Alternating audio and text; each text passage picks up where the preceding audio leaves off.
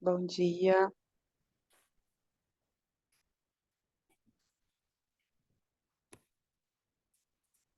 Gurias, bom dia. Primeiramente, quero agradecer por todas que ajudaram ontem. Não pude estar presente. As meninas aí que abriram sala. Eu quero agradecer também a todas pela compreensão. Onde foram alguns minutos a menos, né? Que eu pude depois conversar com as gurias. Mas aconteceu. Então, tá tudo certo. Seguimos hoje. Paramos. Paramos na página.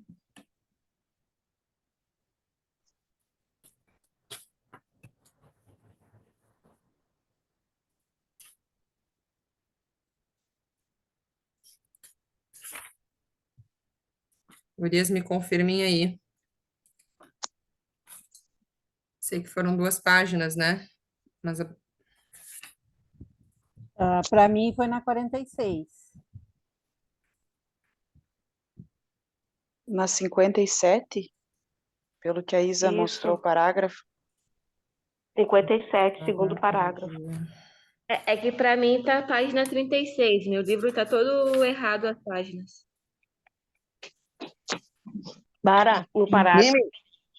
No parágrafo que fala uma pesquisa realizada em 2010. Para mim, página 47, 47, segundo parágrafo. uma pesquisa realizada em 2010? O meu é o mesmo da Suzy, da Suzana, quer dizer. Eu não estava escutando vocês, gurias, eu perdi uma parte que vocês estavam falando ali. Uma pesquisa realizada em 2010? Isso, Daia. Ah, então tá certo.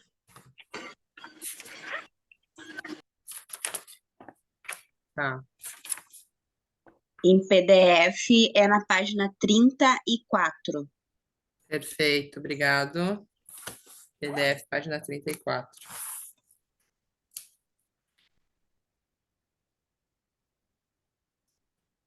Certo. Gurias, eu vou iniciar então. Quem quiser continuar, escreve no chat para mim. Quem quiser hoje ler. Uma pesquisa realizada em 2010 pela publicação britânica The Economist avaliou a qualidade de morte em 40 países. O Brasil ficou em terceiro lugar, como o pior país do mundo para se morrer. Estávamos à frente, por bem pouco, de Uganda e da Índia. A qualidade de morte foi avaliada mediante a índices como disponibilidade de acesso a cuidados paliativos, formação na área para os profissionais de saúde na graduação, número de leitos de cuidados paliativos disponíveis e etc. Em 2015, a pesquisa foi refeita, incluindo outros países, e ficamos em 42 lugares, entre 83 nações avaliadas. A Uganda nos ultrapassou. Ficou feliz por saber dos méritos dos imensos esforços da equipe de Uganda, que conheço pessoalmente. Mas me entristece ver a dificuldade de meu país para estabelecer metas compatíveis com as nossas necessidades. Isso me mostra, de maneira dolorosamente clara, que nossa sociedade não está preparada e que os nossos médicos, como parte dessa sociedade miserável e em busca ativa pela ignorância da realidade da própria morte, não estão preparados para conduzir o processo de morrer de seus pacientes. O fim natural da vida humana. Durante esse processo, a dor e muitos outros sofrimentos físicos estarão lá para nos dizer: olá, estamos aqui e faremos o possível para você vivenciar seu morrer. Então, quando falo sobre sentir dor, me refiro a o que a dor nos diz, o que o sofrimento tem a nos dizer antes de ir embora, o que ele nos conta a respeito da vida que vivemos. No entanto, só conseguiremos pensar sobre o sentimento da vida se a dor passar. Meu papel como médica é tratar o sofrimento físico com todos os recursos disponíveis. Se a falta de ar passar, se qualquer desconforto físico intenso passar, haverá tempo e espaço para a vida se manifestar. Muitas vezes, diante do alívio do sofrimento físico, o que parece em seguida é a expressão de outros sofrimentos, como o emocional e o espiritual. A família fica aliviada ao perceber o conforto físico, mas então aparece a necessidade de falar sobre o que falta na vida. Virá o momento de pensar nas famosas pendências, das quais falaremos logo mais. Mas para esse alívio físico acontecer, precisaremos de médicos que saibam cuidar disso, porque não dá só para pegar na mão, não dá só para sofrer junto e rezar. Serão necessários intervenções bastante claras e específicas para aliviar o sofrimento físico, envolvendo muito conhecimento técnico sobre controle de sintomas. E esse conhecimento falta em praticamente todas as faculdades de medicina de nosso país. Trabalhei em uma unidade de cuidados paliativos exclusiva do Hospital de Clínicas da Faculdade de Medicina da USP, em São Paulo, onde recebia pessoas encaminhadas pelo hospital com a perspectiva real de morrer em breve, em um curto espaço de tempo. E esse em breve era bem breve mesmo. No momento em que eu acolhi o paciente e dizia, seja bem-vindo, passavam-se em média 15 dias até que eu assinasse o atestado de óbito. Alguns deles ficavam horas sobre meus cuidados, outros ficavam meses, mas a média era 15 dias. Pouquíssimo tempo para aquele corpo sentir-se confortável para conduzir a existência humana, muitas vezes ainda em busca de um sentido e significado até o momento final. Quando conseguimos controlar os sintomas físicos, aquela vida que era tratada como perdida recomeça. O desafio do médico é acertar na avaliação e no tratamento da dimensão física sem sedar o paciente. Infelizmente, no Brasil, todo mundo pensa que fazer cuidados paliativos é sedar o paciente e esperar a morte chegar. Muitos pensam que é apoiar eutanásia ou acelerar a morte, mas isso é um engano imenso. Não faço eutanásia e ninguém quer que eu conheça, ninguém que eu conheça tenha recebido formação consistente em cuidados paliativos, a prega ou a prática. Aceito a morte como parte da vida e tomo todas as providências e condutas para oferecer ao meu paciente a saúde, definida aqui como bem-estar resultando do conforto físico, emocional, familiar, social e espiritual. Acredito que a vida vivida com dignidade, sentido e valor em todas as suas dimensões pode aceitar a morte como parte do tempo vivido assim, pleno do sentido. Acredito que a morte pode chegar no tempo certo. Assim será conhecida como ortotanásia, mas ainda sou mais ambiciosa na prática de cuidados paliativos e busco proporcionar e presenciar calotanásia, a morte bela. Na minha prática, seja no Hospital Israelita Albert Einstein, em São Paulo, onde também atendo, ou em hospice, na Unidade de Cuidados Paliativos Exclusivo, da USP. Observe sempre o índice de sedação paliativa dos pacientes de que cuido. Na minha galáxia de cuidados, precisamos sedar apenas 3% dos pacientes. No meu pequeno mundo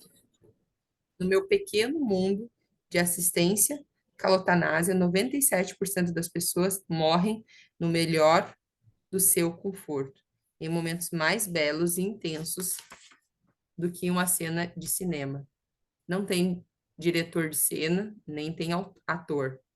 Não tem script, não tem nada de ensaio. As pessoas fazem de primeira, porque para morrer não tem ensaio. Então sai aquela cena linda e emocionante, que faz todo sentido na história da vida daquele ser humano.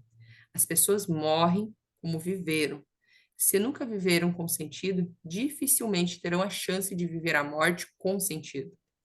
O processo de morrer pode ser muito doloroso para a maioria das pessoas, principalmente por conta da falta de conhecimento e habilidade profissionais de saúde ao conduzir esse tempo sagrado da vida humana.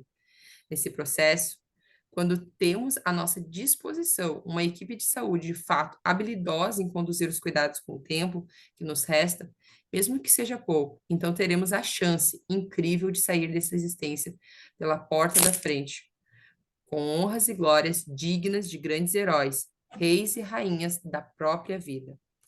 Infelizmente, isso ainda não está longe de ser uma condição disponível para todos os brasileiros.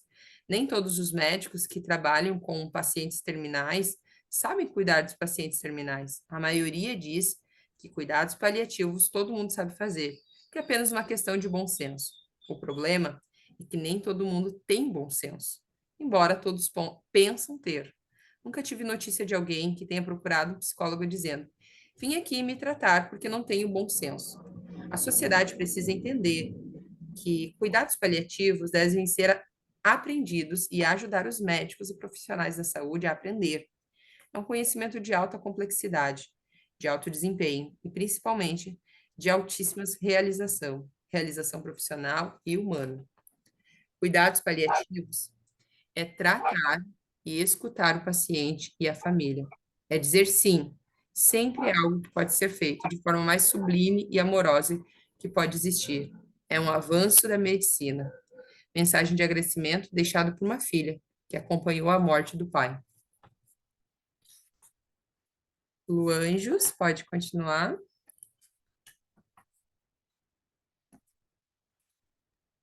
Bom dia, sim. Empatia ou compaixão? Não me deixe rezar por proteção. Estão ouvindo bem? Sim, Lu. Não me deixe rezar por proteção contra os perigos, mas pelo destemor em enfrentá-los. Não me deixe implorar pelo alívio da dor, mas pela coragem de vencê-la. Não me deixe procurar aliados na batalha da vida, mas a minha própria força. Não me deixe suplicar com temor aflito para ser salvo, mas esperar paciência para merecer a liberdade. Não me permita ser covarde, sentindo sua clemência apenas no meu êxito, mas me deixe sentir a força de sua mão quando eu cair. Rabindranath Tagore. Estar presente ao lado de alguém que precisa de cuidados paliativos não é viver pelo outro o que ele tem para viver. A habilidade da pessoa que tem que estar ao lado de quem sofre, de quem está morrendo, é um dom, um talento que se chama empatia. Empatia é a habilidade de se colocar no lugar do outro. Paradoxalmente, ao mesmo tempo que pode ser a habilidade mais importante para um profissional de saúde que quer trabalhar com cuidados paliativos, pode ser também o fator de maior risco para que ele se torne incapaz de cuidar. A empatia tem seu perigo, a compaixão não. Compaixão vai além da capacidade de se colocar no lugar do outro. Ela nos permite compreender o sofrimento do outro sem que sejamos contaminados por ele. A compaixão nos protege desse risco. A empatia pode acabar, mas a compaixão nunca tem fim.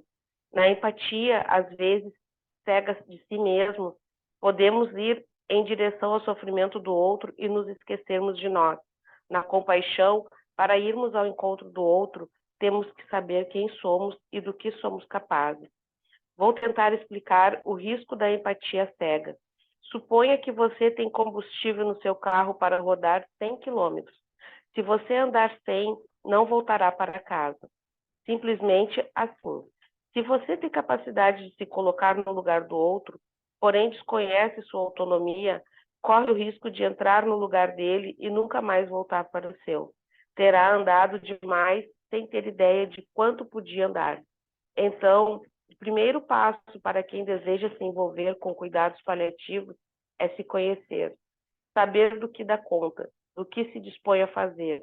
Se essa pessoa deseja dar conta e isso significa ultrapassar os próprios limites, então terá que construir nesse percurso paradas para abastecer, tomar um refrigerante, um chá, um café, encher o tanque, fazer xixi, tomar um banho, encontrar um amigo, alguém que entenda, que acolha, para poder continuar seu caminho em direção ao outro. Esse outro irá buscar nela mais do que ela poderá dar. Então, tudo bem passar do limite. Às vezes não temos escolha. Às vezes é a pessoa que amamos que está morrendo e passaremos do nosso limite. Só que, para dar conta de estar presente, teremos que atentar primeiro para nós mesmos. O ato de cuidar de alguém que está morrendo, sem a responsabilidade do autocuidado, é, a meu ver, uma expressão clara e absoluta de hipocrisia, total hipocrisia. Quem cuida do outro e não cuida de si acaba cheio de lixo. Lixo de maus cuidados físicos, emocionais e espirituais. E lixos não servem para cuidar bem de ninguém. Simples assim. Muitas vezes ouço relatos como este. Eu cuido da minha mãe, eu cuido do meu pai, eu cuido da minha irmã, eu cuido do meu marido, eu cuido dos meus filhos. Não tenho tempo para me cuidar. E aí eu digo, não conte isso para ninguém, então. É um vexame. Para mim, é como evacuar nas calças. Você não chega contando, eu fiz cocô nas calças. É um mico, uma irresponsabilidade. E quando você afirma que a vida do outro vale mais do que a sua, está mentindo. A vida do outro vale para você se valorizar, para você dizer, olha só como eu sou legal, me mato para cuidar da vida dos outros. Não acontece só com você, com pessoas comuns, acontece também entre profissionais da saúde que trabalham com isso, que se acham legais também, mas não se cuidam. A empatia permite que nos coloquemos no lugar do outro e sintamos sua dor, seu sofrimento. A compaixão nos leva a compreender o sofrimento do outro e a transformá-lo. Por isso, precisamos ir além da empatia. Todos nós precisamos de pessoas capazes de entender nossa dor e de nos ajudar a transformar nosso sofrimento em algo que faça sentido. Medo da morte, medo da vida. Tenho medo da morte, mas medo de morrer. Sim, a morte é depois de mim, mas quem vai morrer sou eu. O derradeiro ato meu, e eu terei de estar presente, assim como um presidente, dando posse ao sucessor, terei que morrer vivendo, sabendo que já me vou. Gilberto Gil. Posso continuar? Muita gente diz ter medo da morte, e me espanto quando vejo como vivem. Bebe além da conta, fuma além da conta, trabalha além da conta, reclama além da conta, sofre além da conta. E vive de um jeito insuficiente. Gosto de provocar dizendo que são pessoas corajosas. Têm medo da morte e se apressam loucamente em encontrá-la. Quem diz ter medo da morte deveria ter um medo mais responsável. Quem sabe poderíamos dizer que deveriam ter medo por ela. O medo não salva ninguém do fim, a coragem também não, mas o respeito pela morte traz equilíbrio e harmonia nas escolhas. Não traz imortalidade física, mas possibilita a experiência consciente de uma vida que vale a pena ser vivida, mesmo que tenha sofrimentos aliviados, tristezas superadas por alegrias. Tempo de beber para celebrar, de fumar para refletir, de trabalhar para realizar, mas tudo na medida boa, na medida leve. Podemos tentar acreditar que enganamos a morte, mas somos ignorantes demais para tal feito. Não morremos somente no dia da nossa morte, morremos a cada dia que vivemos conscientes ou não de estarmos vivos, mas morremos mais depressa a cada dia que vivemos privados dessa consciência. Morremos antes da morte quando nos abandonamos. Morremos depois da morte quando nos esquecerem. Conversa sobre a morte. Precisamos aceitar a nossa existência em todo o seu alcance. Tudo, mesmo o inaudito, tem que ser possível nela. No fundo, essa é a única coragem que se exige de nós. Sermos corajosos diante do que é mais estranho, mais maravilhoso e mais inexplicável entre tudo que deparamos. Tudo com que deparamos. Rainer Maria Rilke. Continuo? Conversar sobre a morte. Conversar sobre a morte. Deixar vir reflexões sobre o sentido de morrer. Entregar-se aos sobressaltos de sentimentos difíceis. Respeitarei o seu silêncio durante a minha escrita. São necessários para as reflexões que eu gostaria que nascessem dentro de você. Em alguns momentos serei direta e minhas palavras podem ferir seus olhos, e você fechará o livro, mas sei que voltará, e seguiremos o caminho de onde paramos, ou talvez até recuaremos uma ou duas esquinas ou páginas. Todos nós vamos morrer um dia, mas durante nossa existência nos preparamos para as possibilidades que a vida pode proporcionar. Sonhamos com o nosso futuro e vamos à luta. Sonhos tão humanos de ter uma carreira, uma família, um amor ou vários, filhos, casa própria, viagem, ser alguém na nossa vida ou na vida de alguém. Buscamos orientação somente para as coisas mais incertas. Quem garante que vamos ter sucesso na carreira? Quem garante que encontraremos o amor da nossa vida? Quem garante que teremos filhos ou não? Quem garante? Ninguém garante nada sobre essas possibilidades, mas a morte é garantida. Não importa quantos anos viveremos, quantos diplomas teremos, qual o caminho da família que formaremos, com ou sem amor, com ou sem filhos, com ou sem dinheiro, o fim de tudo, a morte chegará. E por que não nos preparamos? Por que não conversamos abertamente sobre essa única certeza? O medo, os preconceitos, a fragilidade que essa conversa expõe são maiores do que a nossa vontade de libertação desses temores. Há tempos na nossa vida em que as palavras não chegam, tempos em que entramos em contato com o que há de mais profundo em nós mesmos, buscando respostas, sentidos, verdade. O tempo de morrer é um desses momentos. Rilke, em carta a um jovem poeta, traz aquela que é, na minha opinião, a mais sublime explicação para o que vivenciamos no fim da vida. Seja como espectadores, seja como protagonistas, a morte é um espaço onde as palavras não chegam. Os momentos que vivi acompanhando pacientes na fronteira da vida jamais poderiam ser traduzidos em palavras. O indizível é a melhor expressão da experiência de vivenciar a morte. Na vida humana, talvez, somente a experiência de nascer possa ser tão intensa quanto o processo de morrer. E talvez seja por isso mesmo que tememos tanto esse tempo. O mais inquietante é que todos nós passaremos por ele ou acompanharemos o processo de alguém que amamos. Considerações sobre o tempo. Será que é tempo que lhe falta para perceber? Será que temos esse tempo para perder? E quem quer saber? A vida é tão rara, menina. Continuo? Certo, Lu. Obrigada. Vamos dar nosso tempinho para o debate. Muito obrigada. Que leitura, hein?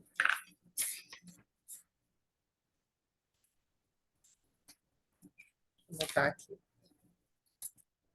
Gurias, para quem tem PDF, até que página a gente foi?